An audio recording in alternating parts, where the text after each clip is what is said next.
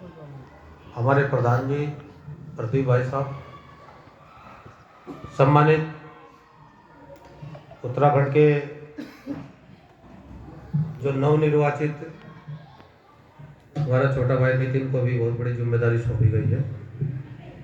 मैं राष्ट्रीय नेतृत्व का आभार प्रकट करना चाहता हूं, क्योंकि कुछ सोच समझ कर ही उन्होंने ये कदम उठाया है। पर एक आग का दरिया है और कूद के जाना है। जो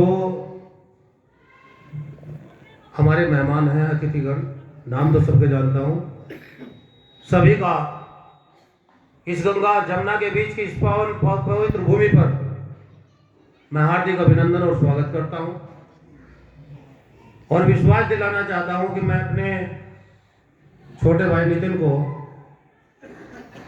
कोई भी किसी भी तरह की कोई समस्या नहीं आने दूंगा।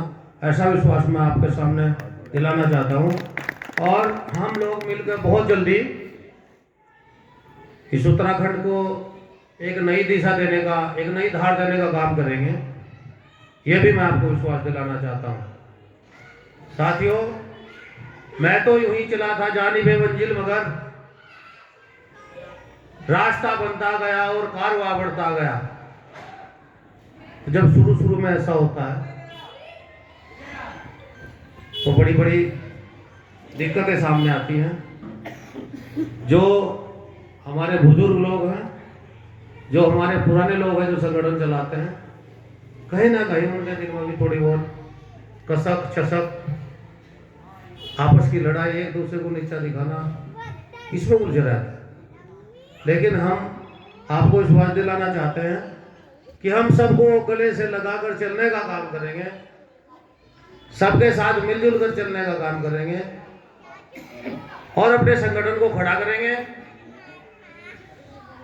क्योंकि मैं जिस समय 15-16 साल का बच्चा था तो अपने पिताजी के साथ उस समय बिरादरी की मीटिंगों में जाया करता था। आज मेरी उम्र करीबन 56 साल की हो चुकी है। 40 साल का अनुभव प्राप्त मुझे इस समाज का है और मैं ये मानता हूँ करीबन 60 से 70% लोगों को मैं व्यक्तिगत रूप से भी अपने समाज के लोगों को जानता हूँ। कहीं ना कहीं शुरू में थोड़ी कठिनाइयां होती हैं, लेकिन रूटीन वे पर आकर के फिर संगठन चल जाता है बहुत अच्छी तरीके से। तो एक समय था सन 1994 में, हमें थोड़ा सा समाज का प्रति एक लगाव हुआ तो हमें एक लेटर हेड मिला छोटा सा। उसमें केपी सिंह जी ने एक बसपा के टाइम में एक कार्यक्रम रखा टाउन हॉल में मुजफ्फरनगर। तो आपको ताजुब होगा कि उस समय किराए की गाड़ी लेकर हम वहाँ पहुंचे थे और वो हमारा सबसे पहला एक मार्गदर्शक था। उस समय अगर वो संगठन हमें ना दिखाई देता तो शायद हम अपने समाज की तरफ इतना संघर्ष ना कर पाते। तो वहां से हमने सीख मिली, धीरे धीरे चलते रहे। फिर उसके बाद में उत्तराखंड का गठन हुआ। उसी बीच में मेरी मुलाकात माननीय किशोर उपाध्याय जी, जो आजकल टेढ़ी के विधायक है, उनसे हुई। उन्होंने मुझे अखबार में देखा तो उन्होंने मेरे पास एक मित्र को भेजा, यार मुझे इससे, ये लड़का है, इससे मुझे बात करनी है, तो आप मुझे इससे मिलाओ। वो मेरे पास आए, मैं उनसे मिला। यहीं रुड़की में ही पहली मुलाकात हुई थी हमारी तहसील में। तो उन्होंने कहा छोड़ो सब कुछ बातें और आप ऐसा करो, आप मुख्य धारा में जुड़ते हो, आप हमारे साथ कांग्रेस में जुड़ जाओ। तो सन 2000 में हम 99 में कांग्रेस में जुड़े और 2000 में उत्तराखंड राज्य का गठन हो गया। और हमने इतना काम किया कि 2002 से 2007 में उसी मेहनत से किशोर उपाध्याय, हरीश रावत की मेहनत से कांग्रेस की गवर्नमेंट बनी और उसके मुख्यमंत्री जी तिवारी जी बने। लेकिन कहीं ना कहीं जब कोई नया निजी आदमी बनता है तो वो अपने संगठन को नया खड़ा करने का प्रयास करता है। किशोर भाई को कहीं ना कहीं उससे थोड़ा सा उद्योग मंत्री तो बनाया, लेकिन जो एक हैंड फ्री था वो नहीं किया गया। 2002 में विधायक बने, 2007 तक रहे, 7 में फिर विधायक बने, 2012 तक रहे और 12 में एक नीति के तहत उनके एक अजीज मित्र ने, जिसके ऊपर उन्होंने पूरी जान झोंक के जीवन त्याग कर दिया, उसी आदमी ने ऐसा गेम खेला कि वो चुनाव हरवा दे 2012 में, वरना वो 2012 में मुख्यमंत्री होते। और मुख्यमंत्री अगर वो होते तो हम क्या होते ये तो आपको भी पता।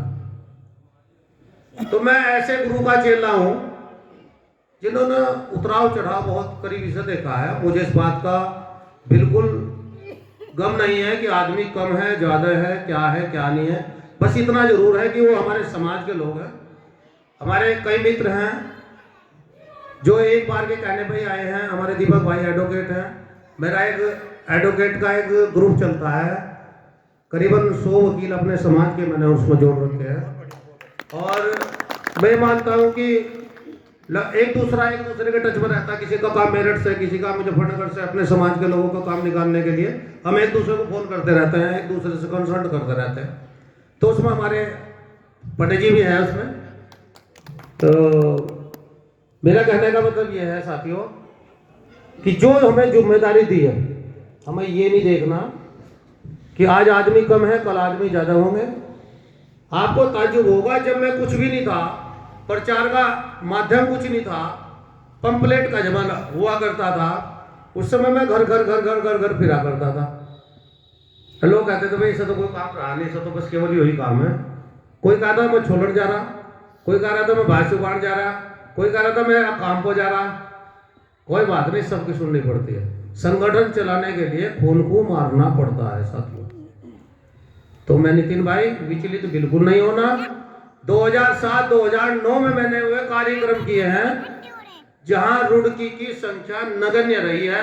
मैं मानता हूं शायद रुड़की से केवल 4 आदमी नहीं गए होंगे, लेकिन कार्यक्रम 4-4 हजार आदमियों के कार्यक्रम मैंने हरिद्वार में किए अपने समाज के। शायद केपी सिंह जी को भी जानकारी है, आए थे उस समय। तो मेरा आपसे निवेदन है, बहुत जल्दी हम संगठन खड़ा करेंगे, एक दूसरे से जुड़ने का प्रयास करेंगे। जितने भी लोग हैं, ज्यादा नहीं, आप 10-10 आदमी जोड़ो, 10-10 आदमी, 10-10 आदमी जुड़ेंगे 100 होंगे, 10-10 जुड़ेंगे 1000 होंगे, और फिर 10-10 जुड़ेंगे तो 10,000 होगा। बस शर्त यह है कि हम निष्ठा से जुड़े और आगे बढ़ने का काम करें। बहुत जल्दी आपके बीच में, आपके समाज के बीच में बहुत अच्छा एक कार्यक्रम हम ये चाहते हैं कि हरिद्वार के अंदर 10-15 हजार आदमियों का हो और उसे हमारे राष्ट्रीय अध्यक्ष जी संबोधित करें। तब हमारा इस संगठन का फायदा होगा कि हम अपने समाज के लिए क्या कर सकते।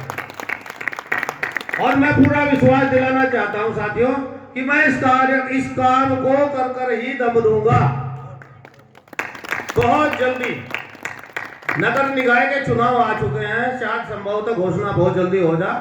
हम अपने साथियों को लड़ाएंगे, अपने समाज के लोगों को आगे बढ़ाएंगे, मांग करेंगे टिकट की, टिकट देंगे तब, और टिकट नहीं देंगे जब भी लड़ाएंगे। मुझे खुशी हुई थी कि शामली के अंदर हमारे समाज का एक व्यक्ति बीजेपी के टिकट से आज से पहले लड़ा था।